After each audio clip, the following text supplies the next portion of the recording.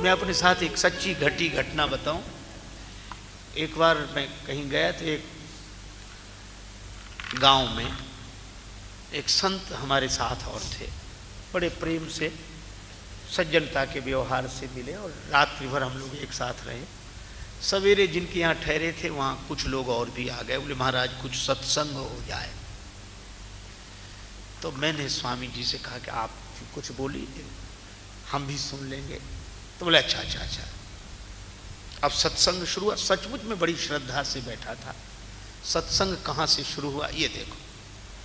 पहले ही बोले वो, अब गांव के 2-4 10 आदमी बोले देखो ये राम कृष्ण शिव दुर्गा गणेश ये कोई भी भगवान नहीं है। हमने कहा अद्भुत सत्संग है जो यहां से शुरू हो।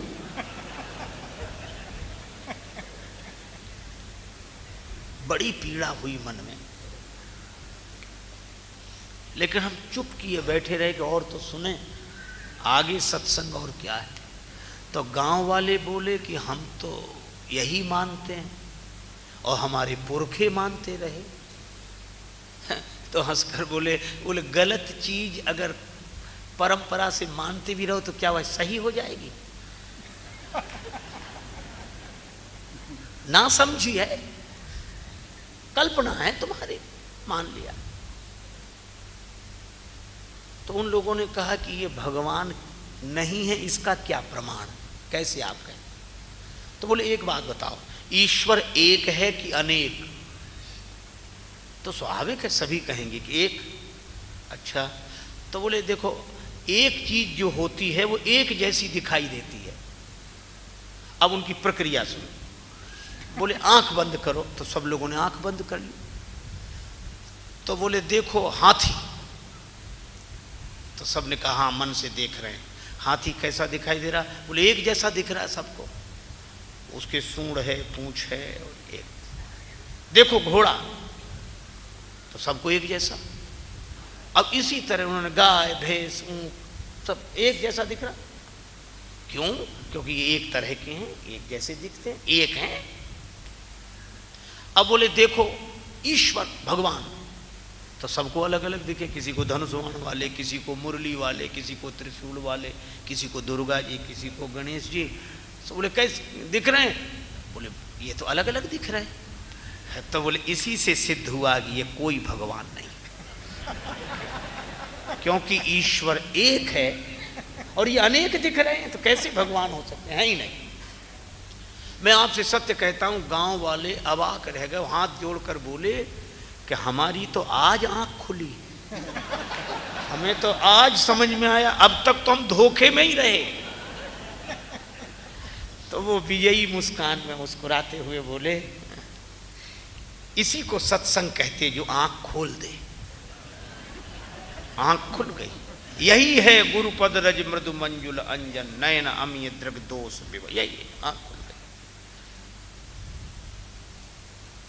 मुझे अपार कष्ट हुआ, लेकिन भगवान ने मुझे भी प्रेरणा दी तो रहा नहीं गया। तो मैंने नम्रता पूर्वक हाथ जोड़कर कहा कि महाराज बुरा ना माने, तो आपकी ही प्रक्रिया में एक सवाल हम पूछ लें इन लोगों से। तो बोले हाँ पूछिए पूछिए, संतों का तो काम ही है सत्संग करना, पूछिए। तो मैंने उनसे कहा कि भाइयों आपने अभी आंख बंद कर हाथी देखा, घोड़ा देखा, गाय भैंस देखी, सब एक जैसे दिखे, अलग अलग नहीं? हाँ अलग अलग एक जैसे दिखे। हमने कहा अब आंख बंद करके एक चीज हमारे कहने से देख लो। बोले बोलो। तो हमने कहा बंद करो आंख। तो सबने आंख बंद कर ली। हमने कहा देखो बाप, अपने अपने बाप को देखो। तो बोले हाँ देख रहे हैं। हमने कहा एक दिख रहा है कि अलग अलग दिख रहे हैं? तो बोले सब अलग अलग दिख रहे हैं। तो हमने कहा बाप एक होता है कि अनेक होते हैं? बाप एक होता है कि अनेक होते हैं? तो बोले बाप तो एक ही होता है। हमने कहा फिर अलग अलग क्यों दिख रहे हैं? बोले सबके अलग अलग होते हैं। हमने कहा इसी तरह ईश्वर तो एक ही है, पर भक्तों के भाव के अनुसार उनके रूप अलग अलग हैं, उसमें क्या कठिनाई है? और जो ये बात हमने कही तो गांव वाले बोले हाँ ये भी बात ठीक है, यह भी बात सही है। तो उनमें से दो चार बोले यह भी नहीं, यही सही है। वो लोग तो प्रसन्न हो गए, लेकिन वो स्वामी जी हमसे ऐसे नाराज हुए कि हमसे बोलना तो दूर, हमारी तरफ देखना बंद कर दिया। तो हमने कहा मत देखो, कोई हर्ज नहीं, लेकिन हमारा प्रयास यह होना चाहिए कि लोग भगवान की ओर देखें। स्वामी विवेकानंद जी कहते थे कि किसी की श्रद्धा को तोड़ देना तुम्हारी प्रतिभा का, तर्क का सदुपयोग नहीं है। तर्क का, प्रतिभा का, ज्ञान का सदुपयोग यह है कि अगर दे सकते हो तो श्रद्धा को और ऊंचा स्थान दे दो। तो ऐसा ज्ञान जो भगवान से ही दूर करे, उस ज्ञान को दूर से ही प्रणाम। भरत जी कहते हैं कि सरस्वती जी हैं वहां, हम यहीं ठीक हैं, उतने न पहुंचे तो भी ठीक है।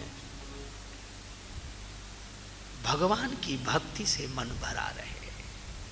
तो भक्ति से अगर मन भरा है तो सब जगह भगवान दिखाई देंगे, और भक्ति की दृष्टि नहीं तो भगवान में भी भगवान नहीं दिखेंगे। भरत जी ने ऐसे देखा तीर्थराज प्रयाग को। और मुझे एक हंसी की बात याद आई। भारत के गौरव पंडित मदन मोहन मालवीय जी काशी से प्रयाग पधारे। कुछ व्यवहारिक कार्य पूरे करने के बाद उनको लगा कि संगम स्नान करें, तो अपने कुल पुरोहित पंडा जी के पास गए कि पंडा जी हम संगम स्नान करना चाहते हैं, आप चलो, संकल्प मंत्र तो आप ही बोलेंगे। पंडा जी बोले हाँ जरूर जरूर। मालवीय जी बोले लेकिन एक बात है, इस श्लोक का शुद्ध उच्चारण होना चाहिए, शुद्ध। अब पंडा जी घबराए, क्योंकि पंडा जी के मंत्र और श्लोक को तो व्याकरण से ज्यादा यजमान से ही मतलब होता है। तो घबराए क्या, लेकिन लगा कि मालवीय जी भूल जाएंगे। पर मालवीय जी कैसे भूल जाएं? बैठे तो रास्ते में फिर बोले, पंडा जी याद है वो शुद्ध श्लोक?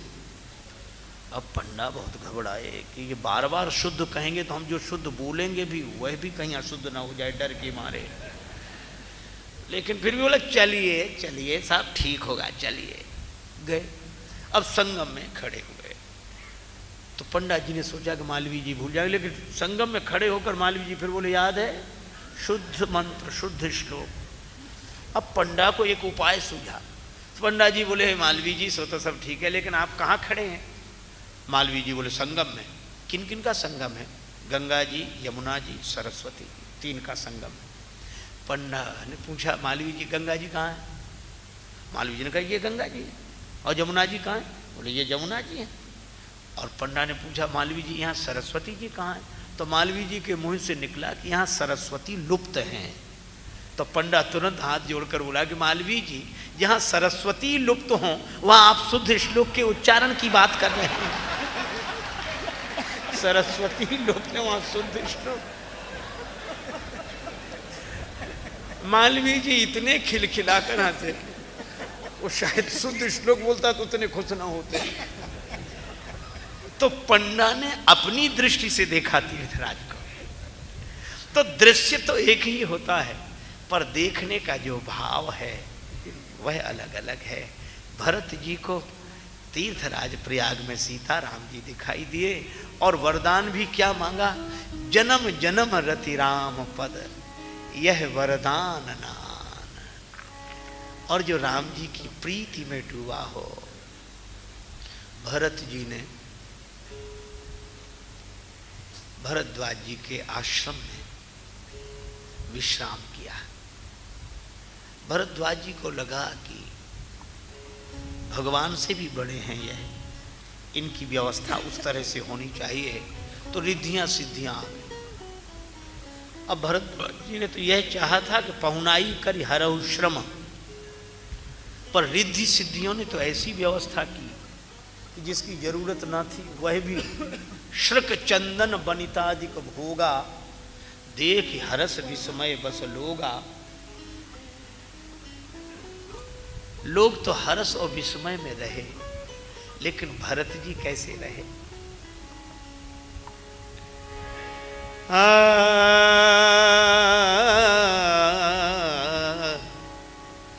चकवा और चकवी दिन भर तो साथ रहते और रात में अलग अलग हो जाते। एक सरोवर के उस तट पर, दूसरा उस तट पर, रात भर नहीं मिल पाते। इसीलिए कुछ भक्त कवियों ने तो कहा ही, चकवा चकवी दो जने इन्हें न मारो को, ये मारे करतार के रैन बिछोहा हो। रात्रि भर अलग अलग रहते। एक आदमी बोला हमें भरोसा नहीं होता, तो दूसरे ने कहा तमाशा देखोगे? बोले हाँ देखेंगे। बोले पिंजड़े में बंद कर लो। तो चकवा चकवी को पिंजड़े में बंद किया किसी तमाशा देखने वाले ने।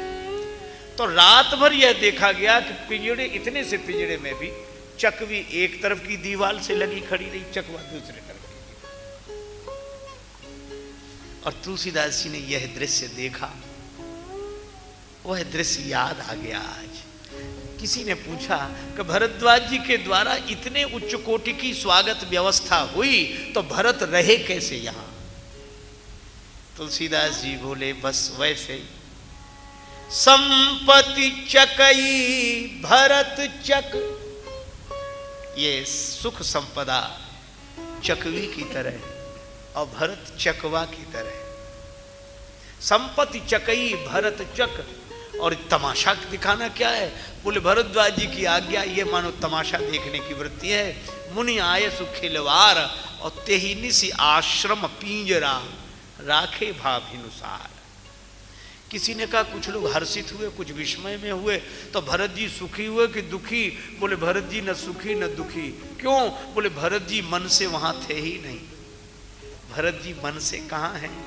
मन तहां जहां रघुवर बेदेही, और बिनु मन तन दुख सुधे सुख सुधि के ही। बिना मन के सुख दुख की सुधि किसे रहे? तो भरत जी भगवान के भाव में डूबे हैं, उन्हें पता ही नहीं तन के सुख दुख का निरंतर। अच्छा, जिसका मन सदा भगवान में डूबा रहे, सदा भगवान में डूबा रहे, उसे बराबर उसी की याद आती। अच्छा, और भरत जी निरंतर भगवान की याद करते हैं, इसलिए उन्हें सब जगह भगवान ही भगवान दिखाई देते हैं। वे भगवान के भाव में डूबे हैं, इसलिए पादुका में भी भरत जी को भगवान ही दिखाई देते हैं। इसलिए पादुका उठाकर सिर पर रख लेते हैं। क्यों? उनको लगा,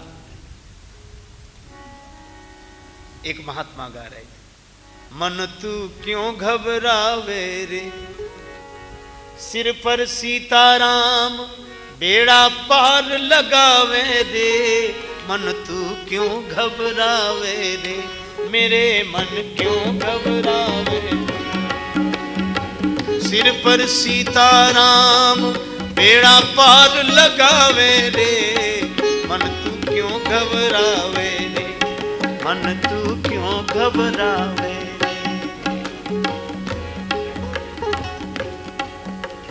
पाप पिछले सोच सोच कर क्या पछतावे रे, ऐसो दीन दयाल चित्त में एक न लावे रे। मन तू क्यों घबरावे रे। लेकिन एक बात है, अरे ये पुराने पाप सोच सोच कर क्या पछताते हो? भगवान ऐसे कृपालु हैं, कुछ भी नहीं सोचेंगे। लेकिन भगवान को ढूंढने जाएं कहां? महात्मा ने कहा ढूंढने जाने की जरूरत ही नहीं।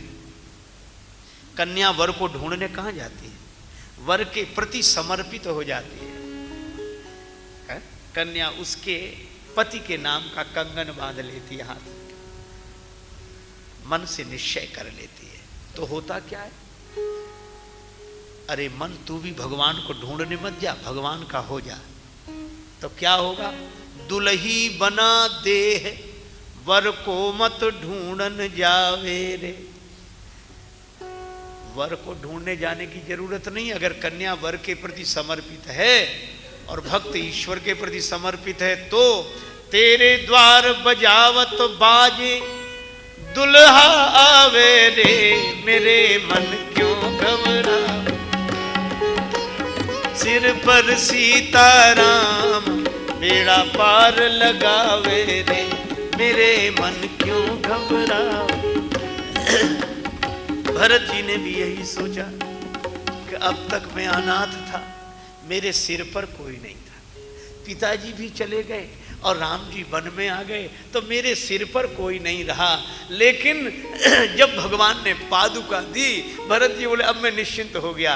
क्यों? बोले अब तक मेरे सिर पर कोई नहीं था, अब पादुका के रूप में श्री सीताराम जी मेरे सिर पर हैं। और जिसके सिर पर भगवान हों, जिसके सिर पर श्री सीताराम जी हों, उसको क्या चिंता करना। इसलिए भरत चिंतित होते हुए आए पर निश्चिंत होकर गए, क्योंकि उन्हें पादुका में श्री सीताराम जी दिखाई दे रहे हैं। प्रभु करी कृपा पांवरी दीन्ही, सादर भरत शीस धरि लीन्ही।